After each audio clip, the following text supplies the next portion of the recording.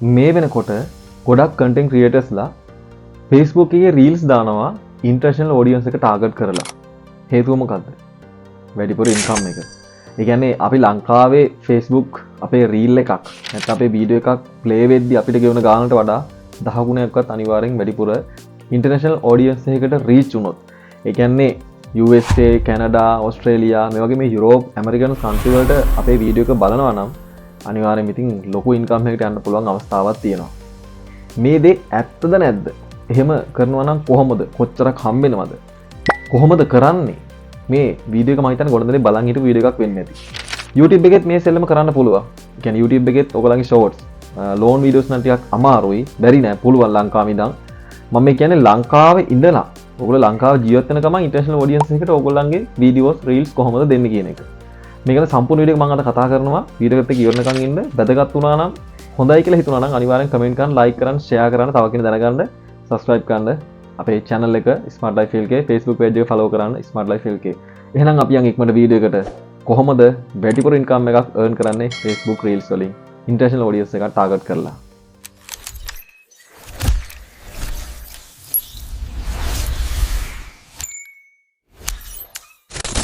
ඇයි හැමෝම USA වගේ country එකක් target කරලා videos කරන්නේ? මේක තියෙනවා ලොකු හේතුවක්. හේතුව තමයි මේ Facebook එකේ invest කරන advertisersලා. ඒ කියන්නේ advertisement දාන කට්ටිය. ලොකු companies ඉන්නවා ඇමරිකාවේ. අපි ගත්තහම මෙන්න මෙහෙම list එකක් අපිට කියන්න පුළුවන් ප්‍රධාන වශයෙන්. Nike, Amazon, Apple, Samsung, Coca-Cola මේ වගේ ලොකු companies advertisersලා Facebook එකට ලොකු මුදලක් ගෙවනවා. ඉතින් මේ හේතුව නිසා ඒ වගේ රටවල් වලට මේ ඔයාගේ වීඩියෝස් රීච් වුණොත් ඔයාට ලොකු ඉන්කම් එකක් හම්බ වෙනවා. මොකද ඒගොල්ලෝ රෙවෙනියු එක ෂෙයා කරනවා ඕගොල්ලොත් එක්ක. ඉතින් ලංකාව වගේ කම්පැනිස් අපේ දරාස් නැත්නම් වගේ නිකන් යම්කිසි ආයතන පොඩි මූල්‍ය සමාගම් වගේ දේවල් තමයි අපේ ලංකාවේ තියෙන. ඒක අපිට මෙච්චර අඩු මුදලක් හම්බෙන්නේ ලංකාවේ ප්ලේ වෙන රීල්ස් වලට. හැබැයි ඔයා එතනින් එහාට යනවා නම් ඔයාට ලොකු ඉන්කම් එකකට යන්න පුළුවන් USA වගේ ඔඩියන්ස් එකකට ටාගට් කරොත්. එතකොට මොකද්ද මේ CPM කියලා කියන්නේ? ඕගොල්ලෝ දැකලා ඉතින් ඕගොල්ලන්ගේ Facebook page එකක් තියෙනවා නම් මේක ඇනලයිස් වලට ගියහම CPM එක. ඒ කියන්නේ cost per 1000 ads නැත්නම් impressions. මම මේක තව ටිකක් පැහැදිලිවොත් මෙන්න මේ විදිහට Facebook එකේ ads 1000ක් පෙන්වන. සාමාන්‍යයෙන් ඔයගොල්ලන්ට payment කරන්නත් එහෙම තමයි. ඒතකොට Facebook එකට ගෙවන මුදල. අපි උදාහරණ දිවලත් එහෙම ශ්‍රී ලංකාවේ CPM එක සාමාන්‍යයෙන් 720ක් ඩොලර් එකක් අතර ගණක් යන්නේ. හැබැයි US එකේ කියන්නේ USA audience එක reach වුණොත් ඔයාගේ වීඩියෝ එක, ඒ කියන්නේ views ගියොත් USA audience එක ඩොලර් 5 ඩොලර් 25ක් අතර ගණක් වෙනවා. මෙතන සමහරලාට මේ niche එක, ඒ කියන්නේ finance, insurance, ඒ වගේම AI, business, software, application වගේ මේවා CPM එක ඉහළ යන්න පුළුවන්. ඒ නිසා ඒ වගේ USA audience එකට ගියොත් තමයි technology මේ වගේ දේවල් වලට සෑහෙන එකක් ගෙවනවා. පොඩ්ඩක් ඉන්න. වැදගත්ම දෙයක්. මෙතනදී views 1000ක් ඉඳන් ලක්ෂය මිලියන් views ආවා කියලා මෙතනදී ගෙවන ගාන හරියටම ගැරන්ටි කරලා කියන්න බෑ මෙච්චරක් කියලා.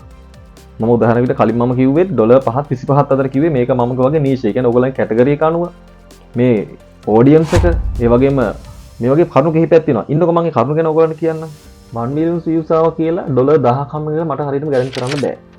මෙතන revenue එක බලපාන්නේ ads තිබ්බද නැත්නම් view country එක, watch time එක, කියන්නේ ඔයගේ වීඩියෝ එක කොච්චර ලාභ බැලුවද, audience retention එක. ඒ කියන්නේ කොහොම react කරනද ඔයගේ වීඩියෝ එකට, ඒගොල්ලෝ like, comment, share වෙන්නේ කොහොමද, ඒ වගේම engagement සහ Facebook monetization type එක.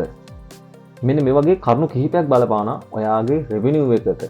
දැන් ඔයාට පැහැදිලි ඇති international audience එකක තියෙන වැදගත්කම, ඒක හදාගන්න කොහොමද, ඒකට බලපාන හේතු මොනවද, මොන වගේ දේවල්ද අවශ්‍ය කියලා. හැබැයි කොහොමද අපි international audience එක හදාගන්නේ?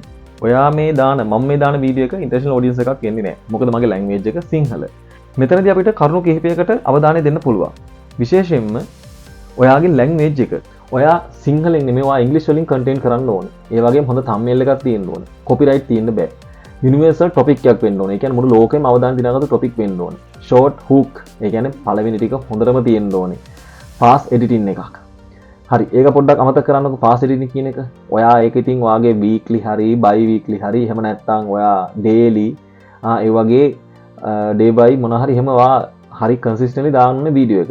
subtitle දාන්න ඕනේ අනිවාර්යෙන්ම. මේක මොකද international යනවා නම් හැම රටකටම බලන්න. මෙන්න මේ වගේ කරුණු හරි වැදගත්. ඔයා දැකලා තියෙන්නේ මේ වෙද්දි ගොඩක් AI powerful නිසා AI වලින් voice කරනවා. ඉතින් මේක ඇත්තට සාර්ථක නෑ. මොකද මේ විදිහේ Facebook එක බලන්නේ original content creatorsලා. ඒ කියන්නේ ඔයාගේ original content එක තියෙන්න ඕනේ. මම මේ කරනවා වගේ. ඒක ප්‍රැක්ටිකලි වෙන තරමට තමයි Facebook එකේ කැමති ඔයාව මොනිටරේෂන් ප්‍රෝග්‍රෑම් එකේ තියාගන්න. ඔයාට රෙවිනියු එකක් ෂෙයා කරන්න.